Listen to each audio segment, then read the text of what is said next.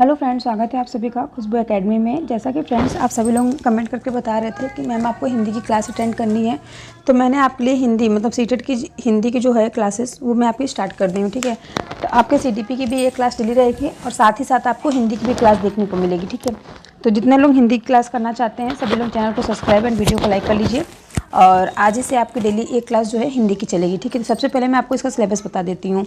तो देखिए फ्रेंड्स, हिंदी का सिलेबस जो है देखिए 15 मार्क्स की जो है आपको इसमें आपको शिक्षण शास्त्र यानी कि हिंदी पैडागोजी आपको देखने को मिलेगी। ठीक है, 15 नंबर की आपको हिंदी पैडागोजी देखने को मिलेगी। उसके बाद जो आपका आता है नेक्स्ट वो रहता है आपका गद्यांश और पदांश। ये फ्रेंड्स आपका 15 नंबर का आता है। ठीक है, आपका जो 15 नंबर आता है इसमें आपका 6 या 7 नंबर का आपका गद्यांश होगा और 6 या 7 नंबर का आपका पदांश होगा। ठीक है, तो ये रहा फ्रेंड्स, मैंने आपको बता दिया क्या हिंदी का जो है आपको पेपर कितने नंबर का आता है। 30 नंबर का पेपर आता है, सभी को पता है। नेक्स्ट है फ्रेंड्स, हिंदी शिक्षण में क्या क्या पढ़ना है आपको। हिंदी शिक्षण में देखिए फ्रेंड्स, फर्स्ट नंबर पे आपको पढ़ना है भाषा बालक व भाषा शिक्षण। ठीक है, भाषा बालक व भाषा शिक्षण पढ़ना है। नेक्स्ट टॉपिक आपको पढ़ना है शिक्षक व शिक्षण। शिक्षण व शिक्षण पढ़ना है आपको। भाषा शिक्षण के सिद्धांत क्या होते हैं इसके बारे में आपको बताऊंगी।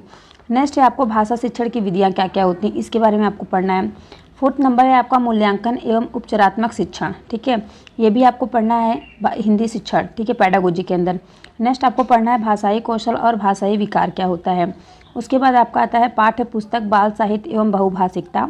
और सातवां पढ़ना है आपको शिक्षा में सूचना एवं तकनीकी का प्रयोग एवं डिजिटल शिक्षा शास्त्र क्या होता है। ठीक है, तो ये सभी फ्रेंड्स है। इसमें आपका आ जाएगा शिक्षण सहायक सामग्री जिसको बोलते हैं आप सॉरी फ्रेंड्स, इसको बोला जाता है टीचिंग लर्निंग प्रोसेस, ऐसा कुछ है, मैं आपको बता दूंगी क्लास में। ठीक है, शिक्षण में सूचना एवं तकनीकी का प्रयोग डिजिटल शिक्षण शास्त्र, ये हो गया आपका। और फ्रेंड्स जो आपका पठित गद्यांश और पदांश आता है जो मैंने आपको बताया 15 नंबर का ये आता है। तो इसी में फ्रेंड्स देखिए आपको व्याकरण भी आता है। ठीक है, इसी में आपको व्याकरण भी देखने को मिलता है। व्याकरण जो आपका है 5 से 6 नंबर का व्याकरण आता है। ठीक है, तो फ्रेंड्स देखिए व्याकरण में आपको ज़्यादा कुछ नहीं पढ़ना है। शब्दबोध पढ़ना है, तत्सम तत्व पढ़ना है, उपसर्ग प्रत्यय पढ़ना है, पर्यायवाची संधि विलोम समास अलंकार और संज्ञा सर्वनाम, ये सभी आपको पढ़ना है। तो ये जो हिंदी है आपकी ग्रामर ये ज़्यादा टफ नहीं है, इसको मैं आपको 2 या 3 क्लास में कवर करा दूंगी। नहीं तो फ्रेंड्स मैंने आपको हिंदी पढ़ा रखी है, आप लोग चैनल पर जाकर अगर आप चैनल सब्सक्राइब करेंगे तो एक प्लेलिस्ट बना है हिंदी व्याकरण करके, तो उसमें आपको ये सभी टॉपिक जो है आपको कवर हो जाएगा। ठीक है, आप लोग देख सकते हैं वहाँ से। अब देखिए फ्रेंड्स, यहाँ पे आपका जो है आज मैंने सिलेबस बता दिया है। सिलेबस के बाद फ्रेंड्स मैं आपको बता दूँ कि जो आपकी क्लास है वेरी मोस्ट इंपॉर्टेंट है। ठीक है, जितना भी मैं कराऊंगी जो आपके एग्जाम में पूछा गया है और मैं डेली का आपका जो है आपका एक चैप्टर कंप्लीट हो जाएगा। उसके बाद मैं क्या करूँगी, आपको उसका previous year question paper solve करा दिया करूँगी। ठीक है, जितने भी क्वेश्चन आपके पूछे गए हैं जिस टॉपिक से वो मैं आपको उसको करा दिया करूँगी। तो उससे क्या होगा, आपको अच्छे से समझ में आ जाएगा कि आपको किस प्रकार से पढ़ना है और किस प्रकार से आपके एग्जाम में क्वेश्चन आंसर देखने को मिलता है। ठीक है, तो चलिए आज आपको यहाँ पे ये आपको मैंने समझा दिया सिलेबस क्या था हिंदी का। अब इसके बाद हम क्लास की बात करते हैं। देखिए सबसे पहले मैं बात करूँ क्रिटिकल पेडागोजी क्या होती थी या फिर या क्रिटिकल पेडागोजी या समालोचनात्मक शिक्षा। शिक्षा शास्त्र का इस्तेमाल भी हम सीखने सिखाने में होता है। ठीक है फ्रेंड्स, लर्निंग प्रोसेस में होता है, सीखने सिखाने में क्रिटिकल पेडागोजी का प्रयोग किया जाता है। ठीक है, लेकिन इसका मुख्य सरोकार क्या है, इस बात से है कि ज्ञान को किस तरह से रचा जा सकता है, ज्ञान को किस तरह से रचा जा सकता है, फिर ज्ञान को किस तरह से बच्चों तक पहुंचाया जा सकता है और इससे सीखने वालों तक किस तरह से पहुंचाया जा सकता है। ठीक है, यही बात रहा है। तो फ्रेंड्स देखिए क्रिटिकल पेडागोजी का मतलब यही होता है कि जो भी कुछ आपको पता है जो भी टीचर भावी अध्यापक अध्यापिका आप लोग बनने वाले हैं तो आप लोग किस प्रकार से बच्चों को किस भाषा में बच्चों को समझा सिखा सकते हैं।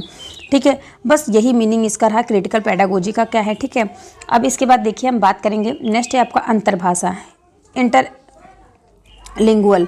इंटरलिंगुअल का अर्थ होता है फ्रेंड्स कि अनेक भाषाओं के माध्यम से एक सर्वनिष्ठ भाषा वह एक अंतर्राष्ट्रीय मददगार भाषा है। चूँकि एक भाषा दूसरी से सर्वथा पृथक होती है, एक भाषा दूसरी भाषा से क्या होती है, हमेशा क्या होती है, अलग होती है।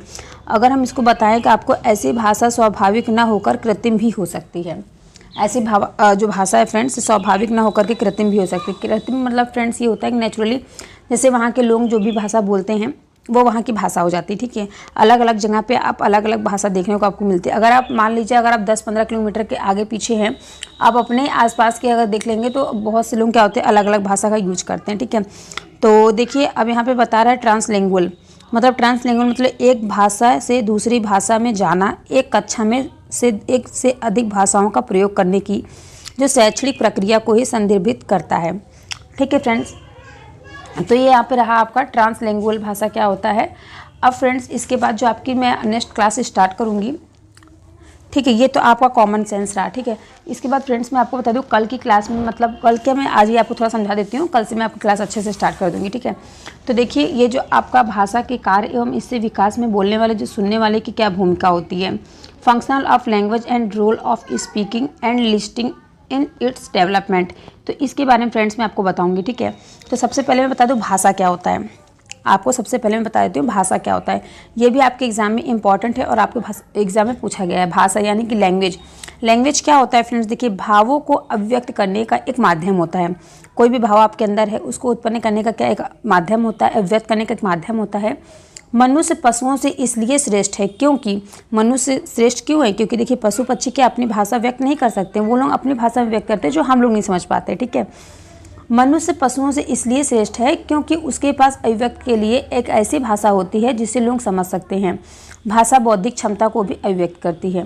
बहुत से लोगों को आप देखे होंगे, बहुत से लोगों की जो वाणी होती है और भाषा दोनों का प्रयोग एक दूसरे से पर्यायवाची के रूप में करते हैं, परंतु दोनों में बहुत ही अंतर होता है, ठीक है। इसी प्रकार जो आपके हरलाख हैं, एक वैज्ञानिक हैं, इन्होंने कहा है, हरलाख ने दोनों शब्दों में निम्नलिखित रूप से स्पष्ट किया। जैसे देखिए इन्होंने बहुत सी भाषाएं, इन्होंने मतलब बहुत से अपने कथन बताए हैं। इनका कहने का मतलब था कि भाषा में संप्रेषण के वे सभी साधन आते हैं जिसमें विचारों और भावों को प्रतीकात्मक बना दिया जाता है, ठीक है। जिससे क्या होता है, जिससे व्यक्ति अपने विचारों और भावों को एक दूसरे के समक्ष कैसे रखता है, मीनिंगपूर्ण यानी कि अर्थपूर्ण ढंग से अभिव्यक्त कर सकता है। और नेक्स्ट मैं आपको एक और बता देती हूँ। तो देखिए वाणी जो होती है, वाणी भाषा का एक स्वरूप है जिसमें अर्थ को दूसरे के सक्षम अभिव्यक्त करने के लिए कुछ ध्वनियों या भाषा उच्चारित किया जाता है, ठीक है। ये मैं फ्रेंड्स आपको लैंग्वेज बता रही हूँ, ठीक है। और वाणी क्या है, वाणी भाषा का एक विशिष्ट ढंग है। भाषा व्यापक संप्राप्य वाणी भाषा एक माध्यम होता है।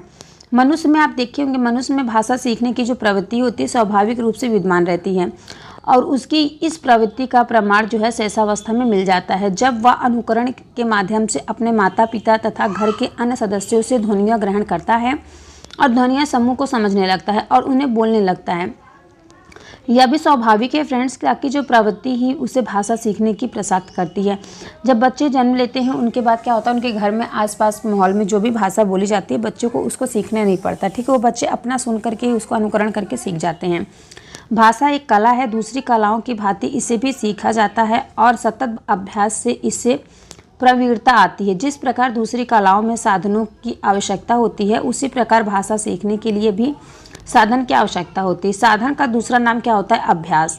और कला की साधना अंततः आदत बन जाती है। शुद्ध एवं शिष्ट बोलने वाले जो व्यक्ति होते हैं, व्यक्ति को स्कूल में पढ़े व्याकरण के नियम याद ना हों, लेकिन वो क्या करते हैं, लेकिन वो बोलते वक्त क्या करते हैं, स्वतः उनके मुख से व्याकरण सम्मत क्या शुद्ध भाषा ही निकलेगी, ठीक है। इसी प्रकार फ्रेंड्स मैं आपको भाषा के कार्य और महत्व भी बताऊंगी। कल की क्लास आपकी जो है वेरी मोस्ट इंपॉर्टेंट होगी, जिसमें मैं आपसे बहुत सी चीज़ों के बारे में चर्चा करूंगी। जैसे मैं थोड़ा सा आज आपको दिखा देती हूँ। देखिए कल की क्लास में मैं आपको यही बताऊंगी, भाषा बालक व भाषा शिक्षण क्या होती है। भाषा किसे कहते हैं, भाषा व विचारों को व्यक्त करने का जो माध्यम होता है उसे भाषा कहते हैं। भाषा 3 प्रकार की होती है, मौखिक, लिखित और सांकेतिक, ठीक है। तो मैं कल की क्लास में आप सभी को सब बताऊंगी। तो देखिए ये मातृभाषा, घर की भाषा, क्षेत्रीय भाषा में प्राथमिक शिक्षा दी जानी चाहिए। जो प्राथमिक शिक्षा दी जाती है बच्चों को, तो कौन सी भाषा में दी जानी चाहिए, तो उनकी मातृभाषा, घर की भाषा, क्षेत्रीय भाषा, जो उनकी माँ की भाषा है, जो उनकी घर की भाषा है और जो उनके क्षेत्र में मतलब जो उनके आसपास जो भाषा बोली जाती है, ठीक है। और नेक्स्ट है आपकी राज्य भाषा किसे कहते हैं। तो राज्य भाषा जो होती है फ्रेंड्स वो कामकाज के माध्यम से उपयोग की गई है, उसे हम राज्य भाषा कहते हैं, जो केंद्र और संघ में चलाई जाती, जो बोली जाती है, ठीक है। और राष्ट्रभाषा जो है फ्रेंड्स वो पूरे देश की भाषा होती है। और फिर उसका चौथे नंबर के आपके आती है संपर्क भाषा। तो देखिए भाषा शिक्षण जो है वो सुनना, बोलना, पढ़ना, लिखना, ये 4 प्रकार की होती है। सोबोपाली, ये काफ़ी ज़्यादा एग्जाम में आपको पूछा भी गया है। और मैं आपको बता दूँ कि जो आपका सुबोपाली आपके एग्जाम में काफ़ी बार पूछा गया है। और आपके एग्जाम में देखिए ऐसा क्वेश्चन पूछा था, प्राथमिक कक्षाओं के भाषा शिक्षक होने के नाते आपकी सर्वाधिक महत्वपूर्ण भूमिका है। तो फ्रेंड्स किस प्रकार की आपकी सर्वाधिक महत्वपूर्ण भूमिका होती है। फर्स्ट ऑप्शन दिया रहता है ऐसे बच्चों की भाषाई क्षमता के विकास के लिए तरह तरह के अवसर जुटाना। सेकंड दिया गया बच्चों को वाद विवाद के लिए तैयार करना। थर्ड दिया रहेगा विद्यार्थियों को सर्वाधिक अंक प्राप्त करने के लिए तैयार करना। एंड फोर्थ दिया रहेगा कक्षा में पाठ्य पुस्तक की अच्छी तरह से निर्वाह करना।